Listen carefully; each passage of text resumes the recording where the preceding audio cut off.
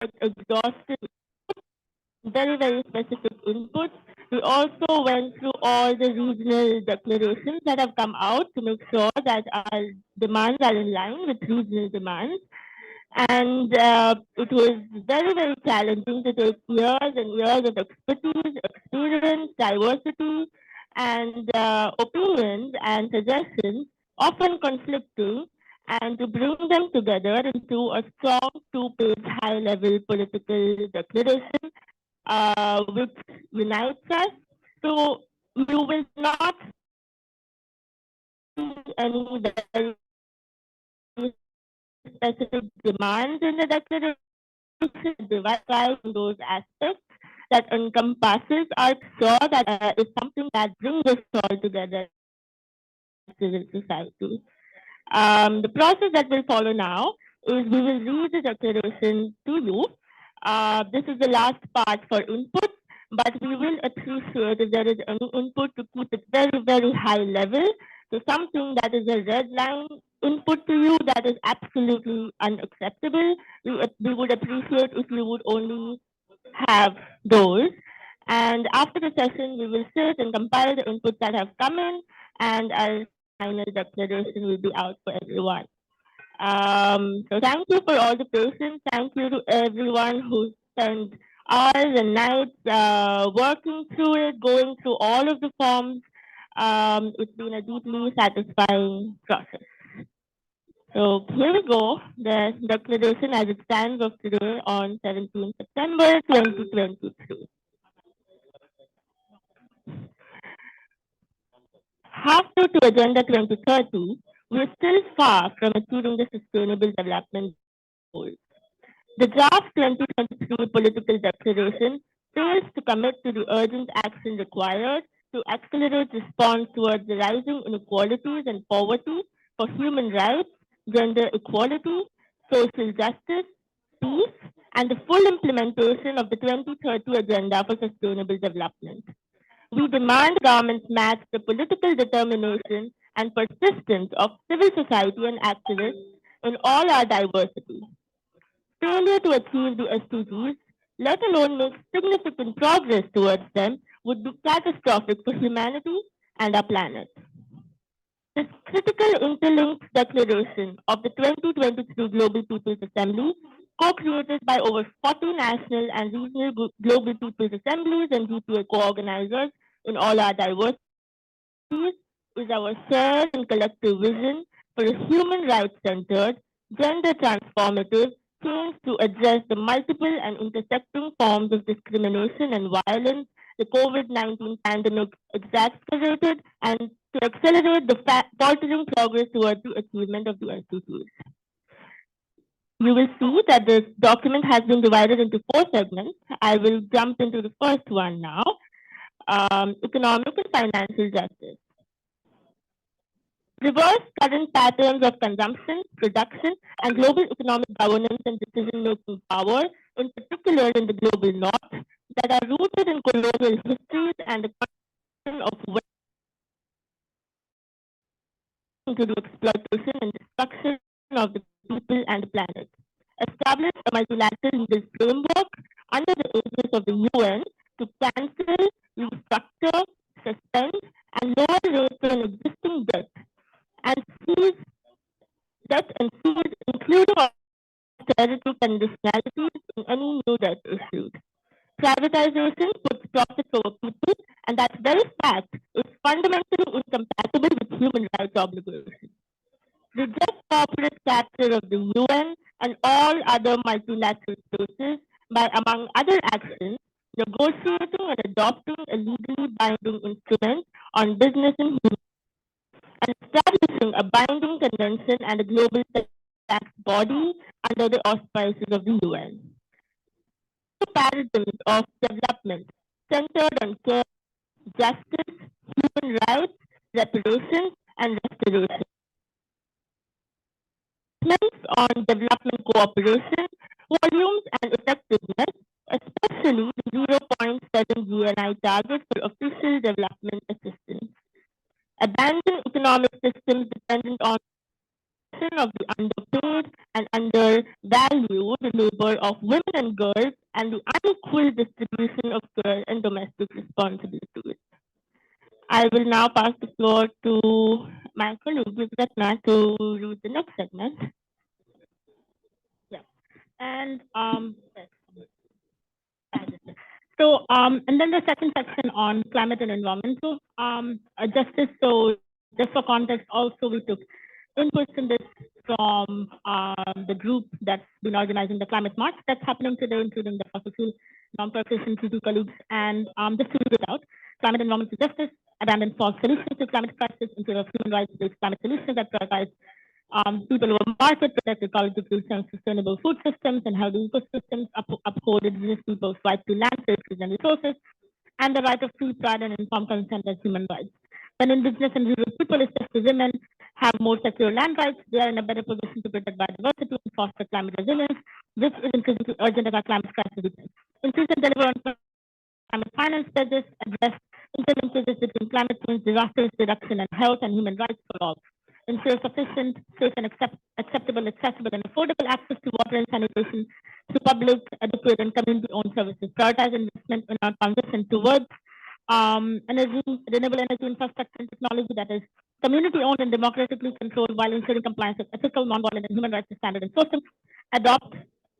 I'll slow down. Adopt the fossil fuel non-partition treaty. Do it again, but it will take more time. Okay. Then the next section is on social justice and gender equality.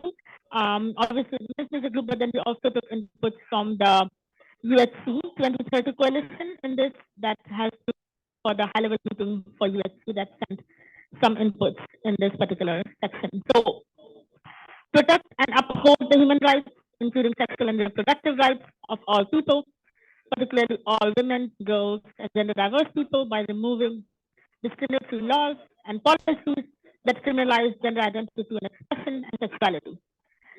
Advance sexual and reproductive health and rights, SRHR, through the provision of universal health care, provision of comprehensive sexuality education, and recognizing access to abortion as a human right. Address the root causes of and prevent gender-based violence by working with feminist groups to combat patriarchy, ageism, and harmful gender norms guided by principles of intersectionality. So targeted and sustained actions to remove gender bias, stereotypes, and discrimination. Guarantee and allocate public financing and resources for social protection systems. Establish the Solidarity-based Global Fund for Social Protection, and put in place public social infrastructure to eliminate inequalities. Abandon our current militarized and nationalized understandings of security, and in their place adopt understandings of security that center on human security, bodily autonomy, and the fulfillment of human rights. Civil society, human rights, and the UN reverse the trend of shrinking and closing restrict spaces in many countries in all regions across the globe.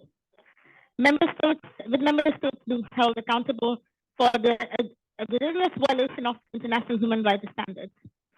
Advance civil society access, leadership, and meaningful participation and decision making within UN spaces and negotiation processes. An independent and fully funded civil society is a prerequisite for the development of policies that will enable us to live our lives in dignity and equality. Reclaim leadership of government and the UN from the private sector and from other actors, encouraging them to weaken and abandon human rights obligations. To speak out against anti-gender, anti-rights narratives and actions by state and non-state actors, online and offline. Protect human rights defenders from reprisals, harassment, and persecution when they engage with UN spaces and mechanisms, and repeal laws and weaponizing of justice institutions to criminalize dissent, resistance, fact-checking, peaceful gatherings, and spreading awareness.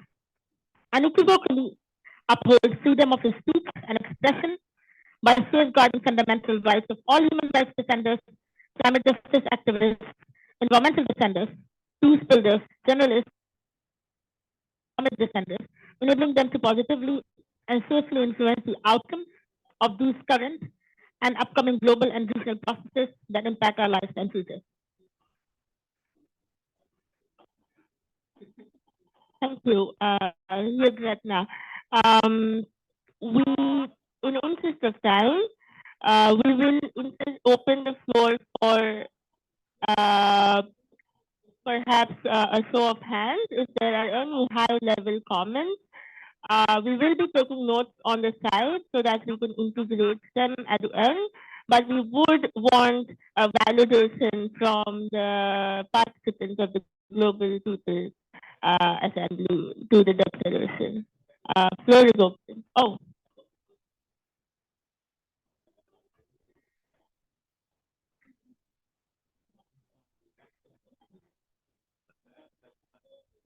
Thanks a lot, Mandeep Tiwana from Civicus. Appreciate all the efforts that have gone into the declaration. So one thing I thought you might want to raise here is the right to peaceful protest. I think it's come up in the morning presentation, and how to safeguard, the right to peaceful assembly through which, civil society seeks transformative economic, social, and political change. Thanks. thank you, Pradeep. Well noted. I'm sorry about that. Well noted.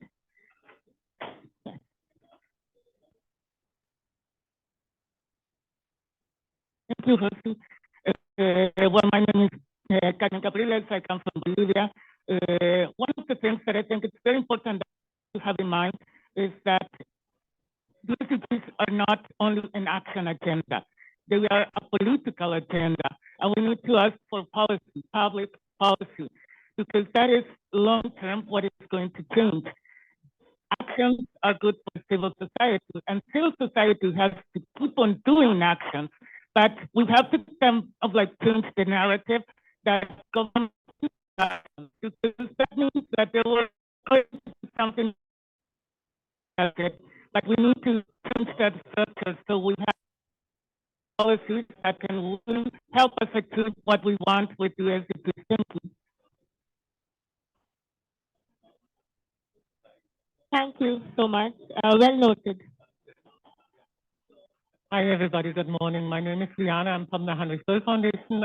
Just wanted to mention that there is a very, very short sentence on climate finance, which is very, very weak. So we would like to see that a little bit strengthened. I mean, pointing out just fulfilling pledges is not enough because the pledges are completely inadequate, not in line with what is required. And obviously that finance provided needs to be additional to also unfulfilled pledges on development assistance. Move out of the mindset of donor giving because it's a contribution that's required as a matter of climate justice. The other thing that I think needs to make at least a short verbal appearance is the reality of loss and damage.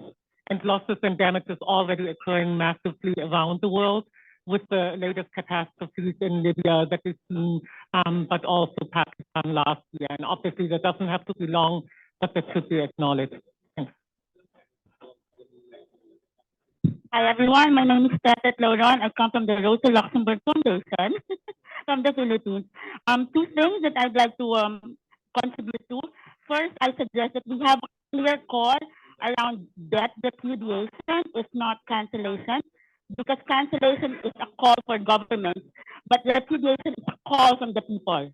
Now, we do not recognize those illegitimate debts that have harmed people and planet. So I think that would make for a stronger framing from a people's assembly.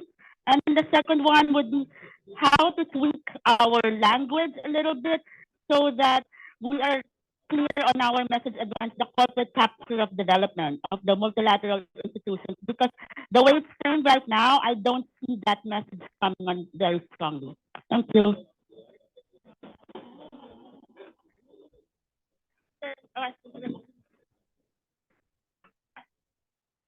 Well,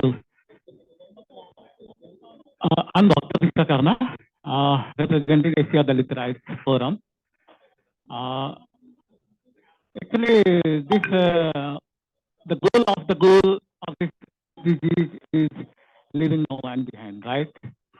So if we are discussing about the leaving no one behind, that means equally we need to discuss about the reaching for the first. So reaching for the first especially focusing to the most marginalized and unreached population throughout the globe, like Dalit and work and discriminated population.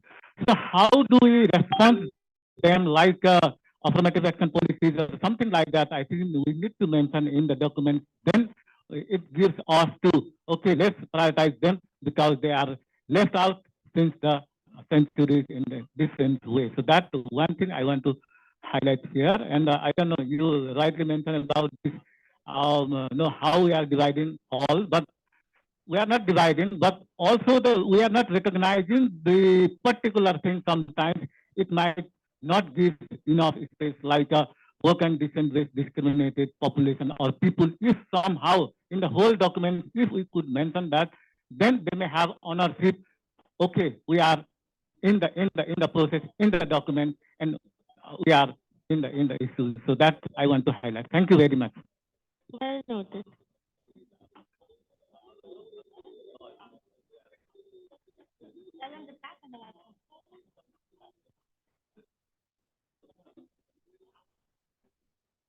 Yes, thank you very much. Mr. Onesmo Nguruma from Tanzania, Human Rights Defenders Coalition. So, which I think maybe must be highlighted in our declaration. First of all, remember we're talking about building institutions, especially goal 16, and how civil society can become a link between other goals and the other. But there's one thing that we normally forget. Speaking about ourselves, our civil society, our sustainability. We only speak about the rights of others, we only speak about the spaces of others, but we don't speak about our own spaces.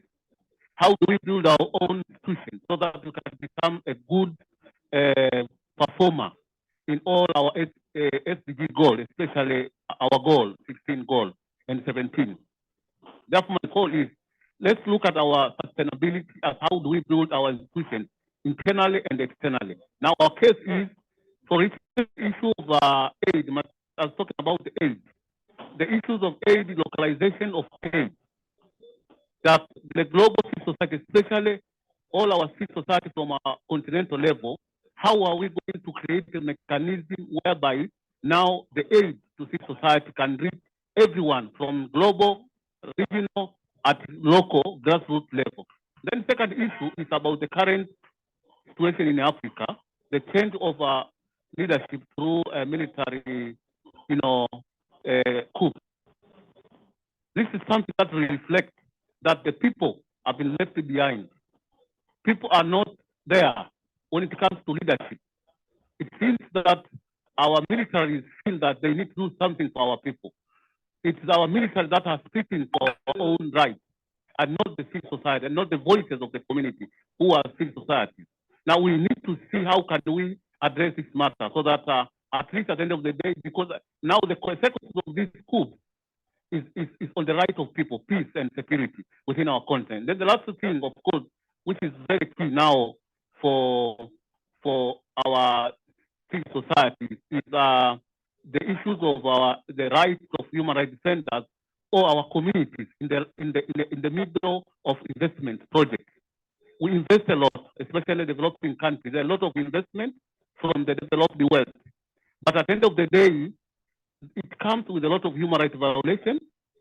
Our communities and local communities, especially the indigenous and the other groups, become the victims of this big investment.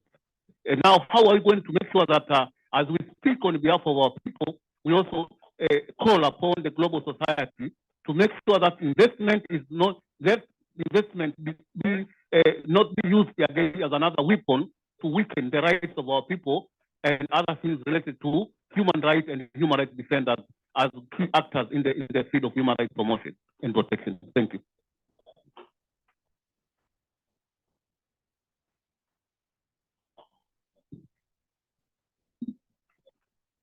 Good morning. Thank you very much. My name is Pradeep. I represent the Lives Matter in Nepal. So, especially after the COVID, there's already this morning, there's a name mentioned about the George Floyd and race, which is very important here in the US and some other part of the world. Same time, during the COVID pandemic, in Nepal, I represent from Nepal. So I just want to give one example. There is a a number of young people killed in the name of intercaste marriage, and that continue. And then within 2 years of COVID pandemic, there's 28 young people killed in the name of caste. So how can we address this race and caste issues in this declaration? That's one of the important things I want to mention here. Thank you very much. We will be able to have our organizers waiting to have the next event and at 11:30. So we will take a few more in the meanwhile, as many as we can, but we request you to keep your points short, and we're sure you will take very, very detailed notes on the side, and we will try to at least make sure that all your points are captured in essence as much as possible. Okay. Who said he wants very brief? Good morning, everyone. Sabah al-Khair in Arabic, since no one talks in Arabic since the morning. This is Ruh Naimat from Jordan, civil society-based organization as part of the Women Media Group. I'd love to highlight two main points. The one thing is about the civil society organizations, how we can build more and a declaration about the self-regulatory mechanisms and modalities that we can enhance and build. These initiatives, when it's led by civil society, it's not about shrinking civic states, but rather is giving the space to civil society to build the trust and fill the gap of the mistrust between civil society and governments around the world. So this kind of modalities and initiatives could be a good example if we talk more about it, like self-regulation, governance standards and modalities that can be adopted in the civil society organization.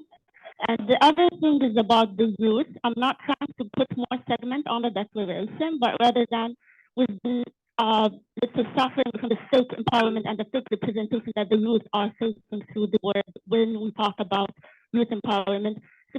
So I guess we need to add more about how we can talk about effective empower representation of youth if we want to talk about what we're going to do as youth for the 2030. Thank you so much.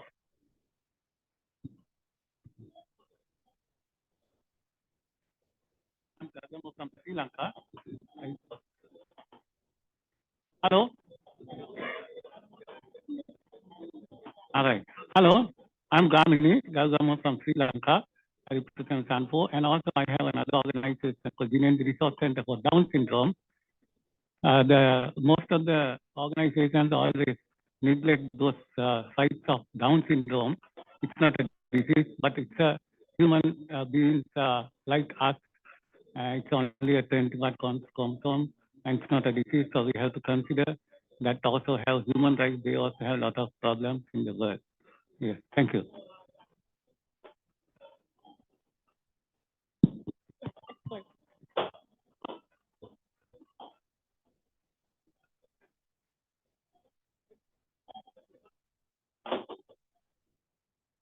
Good morning. My name is Richard Dawakirianga. I'm the co-chair for Civil Society Partnership for Development Effectiveness, CPD. I think for me, it's a general point about the tone of the declaration. I think it should be more of a self-determination tone rather than a reaction to the UN or anybody. I think if it's a People's Assembly, let people define their direction where they want to go.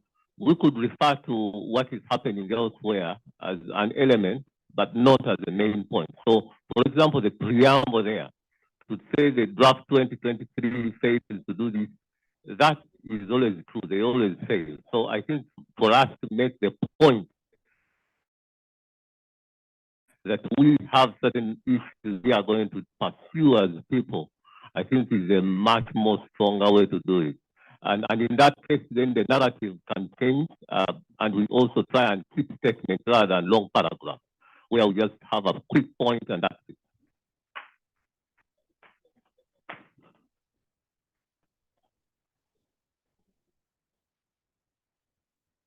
We will be taking these last two. Okay, thank you very much. Nancy from Kenya, and I'm really glad about these, and I'm looking at this in terms of leaving no one behind, and working with everyone in all their diversities, including those with disabilities, but looking at, we are in this room that we are not even having any sign language interpretation. So to me, it is one of the things that we really need to take in consideration a lot, and just ensuring those who are watching online and who really want to be part of this needed to be considered so that we do not leave anyone behind. Thank you. Absolutely. Also the language that we're hoping to do is translated.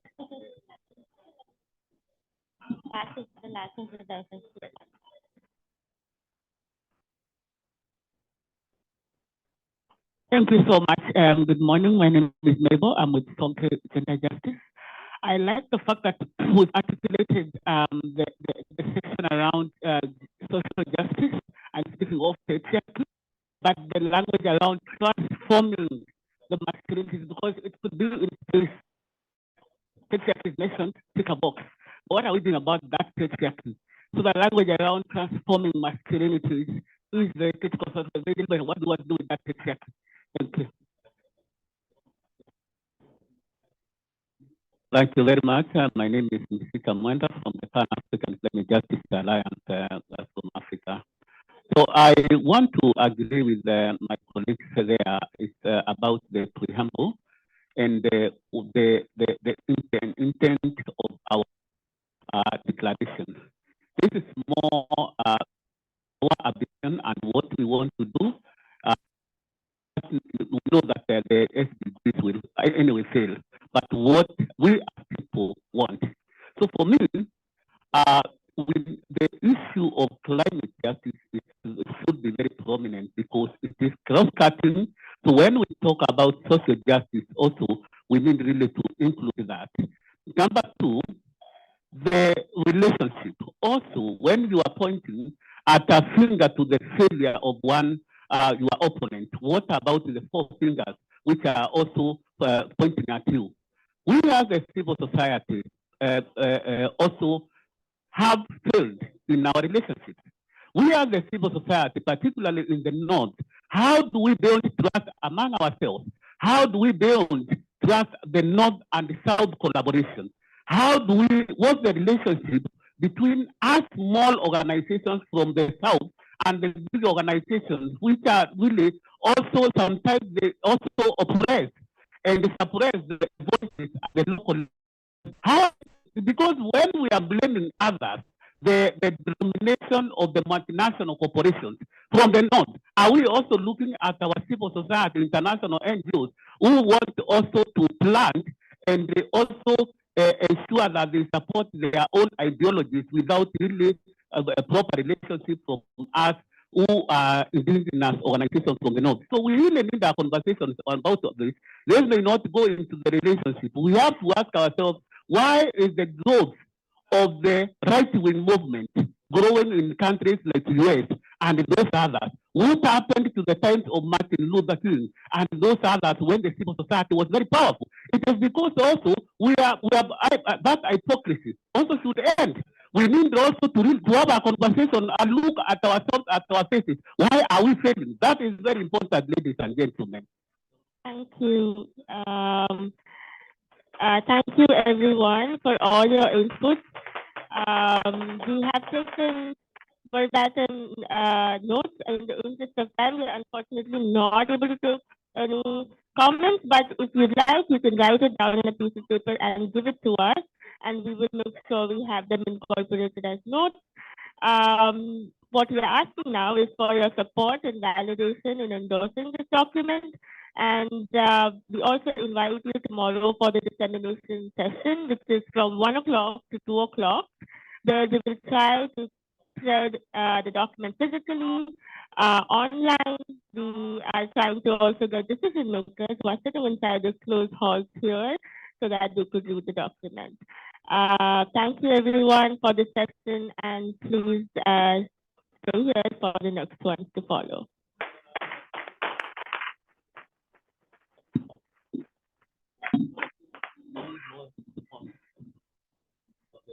So we are starting now the 3 parallel sessions.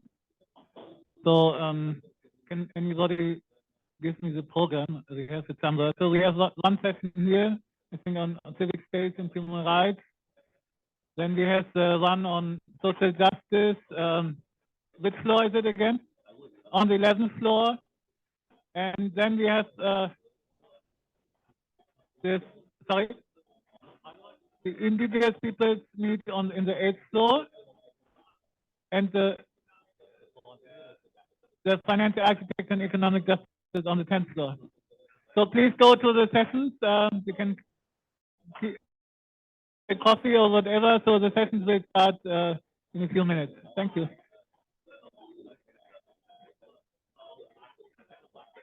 Ladies and gentlemen, the session starts now. The session that is starting is called Civic Space and Human Rights. So all of you think space is important, sit down. Those who, and then we can kick off. We now have only 1 hour. We had 1 hour, 90 minutes, but we no longer have that time so that we can start now. So we'll give you 1 minute to turn around and we start our session. In the meantime, let's have all the speakers here.